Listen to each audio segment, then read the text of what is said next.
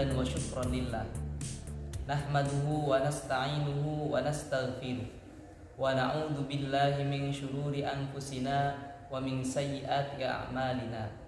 May yahdihillahu fala mudhillalah wa may yudlilhu fala hadiyalah. Amma ba'da. Teman-teman semua, pada pembahasan kali ini, pada pertemuan kali ini, kita akan membahas tentang faslun syuruti ijza'il hajar samaniyatun. Kemarin kita telah membahas terkait alamatul bulugh, tanda-tanda orang itu diklaim sebagai orang baligh. Tanda-tanda baligh itu ada berapa? Sekarang kita beranjak membahas terkait pasal syarat-syarat orang itu diperbolehkan istinja dengan menggunakan batu ada berapa? Yaitu jumlahnya 8.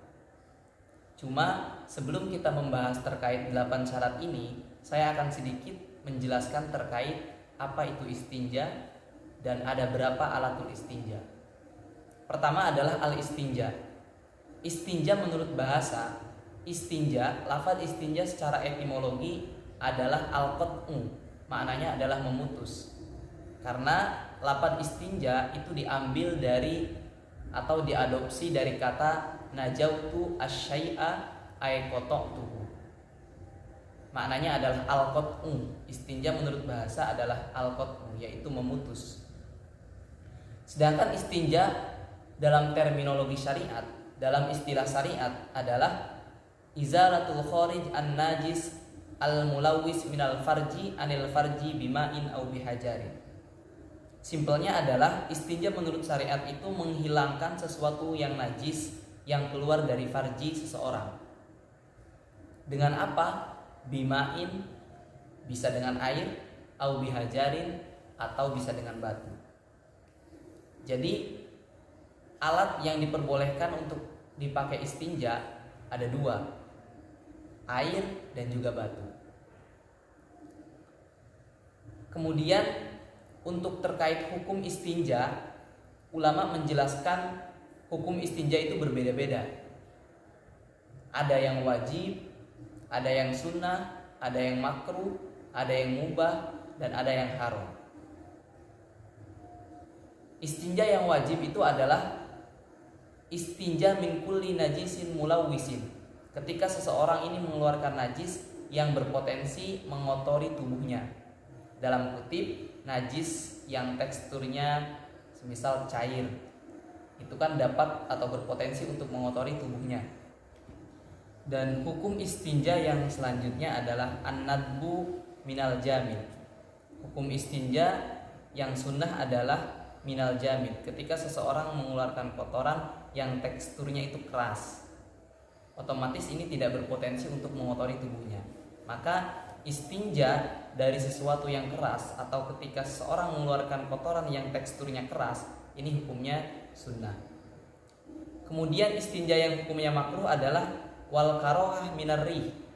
Contoh, ketika teman-teman membuang gas, ketika teman-teman membuang angin, kok setelah itu istinja, setelah membuang gas kemudian istinja, ini istinjanya hukumnya makruh. Wal ibahatu minal aroki, dan istinja yang hukumnya mubah itu ketika kita mengeluarkan keringat. Ketika kita mengeluarkan keringat, kok kita istinja, ini tidak masalah, no problem. Artinya ketika melakukan tidak mendapatkan pahala, ketika meninggalkan tidak mendapat dosa. Yang terakhir adalah istinja yang hukumnya haram. Ka'ayyakuna bimagsubin. Seperti apa istinja yang dihukumi haram? Ka'ayyakuna bimagsubin, seperti istinja dengan menggunakan air ataupun batu tapi milik orang lain. Dalam kutip barang-barang gosoban.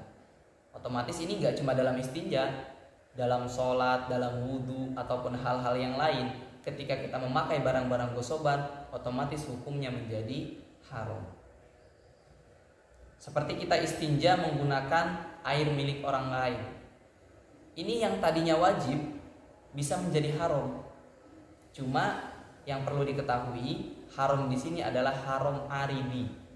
Haram aridi itu adalah antonim daripada haram dati. Datiyah istinja itu tidak haram, Yang diharamkan itu min haitsu kaunihi magsuban, dari sisi air yang dipakai itu milik orang lain, dalam kutip barang gosoban. Baiklah teman-teman semua, tadi saya katakan alat istinja itu ada dua. Yang pertama air dan yang kedua adalah batu. Terus kalau kita bertanya mana yang lebih utama, al-afdolu al-ma'u, yang lebih utama adalah air. Ini tasoro alaihi, kalau kita mau istinja dengan menggunakan satu alat. Kalau kita bandingkan air dan batu, otomatis lebih utama istinja atau cebok dengan menggunakan air. Kenapa? Dijelaskan li'annahu yuzilu al-aina wal asar. Karena air itu dapat menghilangkan bentuk atau ainiyah dari najis itu sendiri, dan juga bisa menghilangkan asarnya ataupun bekasnya. Sedangkan batu itu hanya yuzilu al-aina faqat lal asaro. Batu itu hanya bisa menghilangkan ainiyah najis atau bentuk najisnya, tidak sampai bisa menghilangkan asar ataupun bekas najisnya. Sehingga disimpulkan air itu lebih utama dibanding dengan batu. Cuma kalau teman-teman pengen mempraktekkan tata cara istinja yang paling utama, artinya taraf yang paling utama nomor pertama itu adalah al-jam'u bainahuma. Kita menggunakan air dan menggunakan batu. Cuman caranya adalah wa afdalu kaifiyatihi al-jam'u bainal ma' wal hajar bi ayyabda'a bil hajar thumma yutbi'uhu bil ma'. Jadi setelah kita istinja, kemudian kita istinja menggunakan batu. Kenapa menggunakan batu terlebih dahulu? Karena batu itu fungsinya untuk menghilangkan ainiyahnya terlebih dahulu. Setelah menggunakan batu, disusul istinja dengan menggunakan air. Karena air ini yang menghilangkan asar ataupun bekas daripada kotoran-kotoran tersebut. Terus bagaimana kalau kita balik? Jadi pertama istinja menggunakan air dulu, kemudian setelah itu menggunakan batu. Ini fala faidata fihi. Ini enggak ada faidahnya. Kenapa tidak ada faidahnya? Karena ketika kita istinja langsung menggunakan air, otomatis dua unsur ini, ainiyah dan asar, itu sudah hilang dua-duanya. Terus apa peran batu? Otomatis batu ini ketika ditaruh di air, dia tidak memiliki peran. Maka dari itu, ketika kita balik air dulu baru batu, ini tidak ada faidahnya. Dan ini praktek yang tidak disunahkan. Kemudian sekarang baru kita membahas terkait syarat yang 8. Ketika kita mau istinja menggunakan batu, itu syaratnya ada 8. Artinya tidak semerta-merta kita istinja boleh menggunakan batu, harus memenuhi 8 syarat ini. Apa 8 syarat itu? Yang pertama adalah ayyakuna bi thalathati ahjarin. Yang pertama adalah kita istinja harus menggunakan 3 batu. Al-murad minhu, yang dimaksud dengan 3 batu adalah salasu masahatin. Yang penting 3 usapan. Bukan harus batunya ada 3. Contoh teman-teman punya batu yang bentuknya segitiga. Ini bisa kita gunakan istinja meskipun batunya 1. Kenapa? Karena batu yang bentuknya segitiga itu memiliki 3 sudut. 1, 2, 3. Dan masing-masing sudut ini kita bisa menggunakan sebagai alat istinja. Jadi yang menjadi tolak ukur itu bukan 3 batu, tapi 3 kali usapan. Kemudian syarat yang kedua adalah wa ayyunkiya al-mahalla. Harus atau 3 usapan ini harus sampai bisa membersihkan tempat yang terkena kotoran, area yang terkena kotoran. Terus bagaimana ketika kita sudah mengusap sebanyak 3 kali, kok kotoran masih tersisa? Ternyata jawaban para ulama adalah wajaba al-inqa'u bi ziyadati alaihinna. Maka kita wajib menambah. Contoh dengan 3 kali usapan belum bersih, ada kotoran-kotoran yang tersisa yang belum terangkat, maka kita wajib menambah dengan 1 kali usapan atau 2 kali usapan. Dan yang disunahkannya ketika contoh 4 kali usapan ini sudah bersih, maka kita sunah menambahkan 1 lagi. Supaya apa? Liyah sula al-itar, supaya menghasilkan bilangan yang ganjil. Karena bilangan yang ganjil adalah salah satu bilangan yang disunahkan. Maksudnya adalah bilangan yang disunahkan.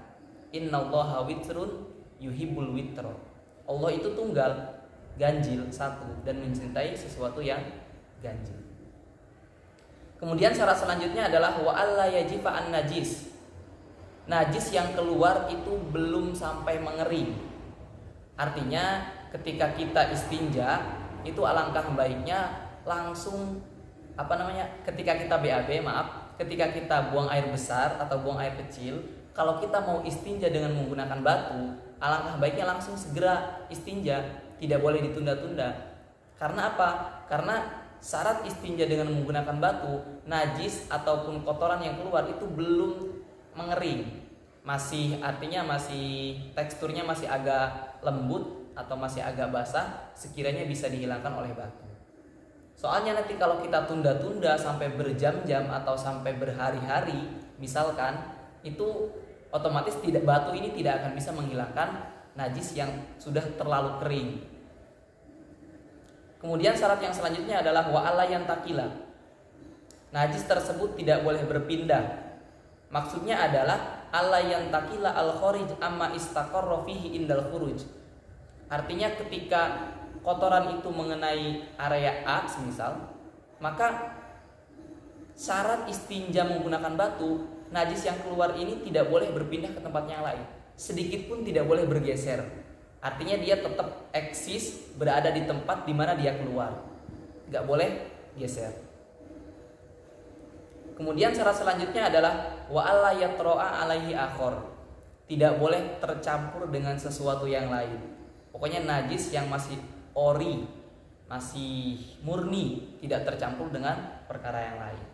Sehingga ketika kita BAB ataupun BAK dan kita mau istinja dengan menggunakan batu, ternyata kotoran yang keluar itu sudah tercampur dengan perkara lain. Misalkan sudah tercampur dengan air atau sudah tercampur dengan debu, itu tidak diperbolehkan karena sudah tidak ori.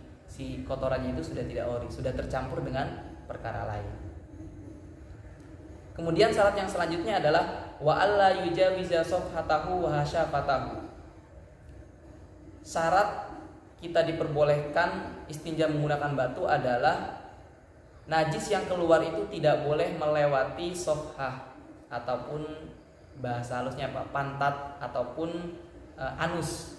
Safhah itu adalah diartikan ma indoma indal qiyam, sesuatu yang berkumpul ketika kita berdiri. Bahasa enaknya apa ya? Anus ya. Sofa itu adalah anus. Pokoknya area di mana area-area yang rawan terkena najis. Maka ketika kita mau istinja menggunakan batu, si najis itu tidak boleh sampai melewati sofhah ataupun lubang pantat atau hasyafah. Hasyafah itu adalah ra'sud dzakar. Intinya najisnya belum tidak sampai kemana-mana, tidak sampai melewati hasyafah, tidak sampai melewati sofhah. Nanti untuk penjelasan lebih detail bahasanya bisa lewat komen. Dan yang selanjutnya adalah wa alla yusibahu maun. Syaratnya adalah najis tersebut belum terkena air. Hampir sama seperti syarat yang di atas. Intinya najisnya harus murni, belum tercampur dengan apa-apa. Dan syarat yang terakhir adalah wa antakuna al ahjaru thahiratan.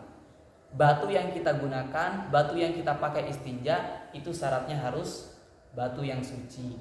Tidak boleh batu yang terkena najis.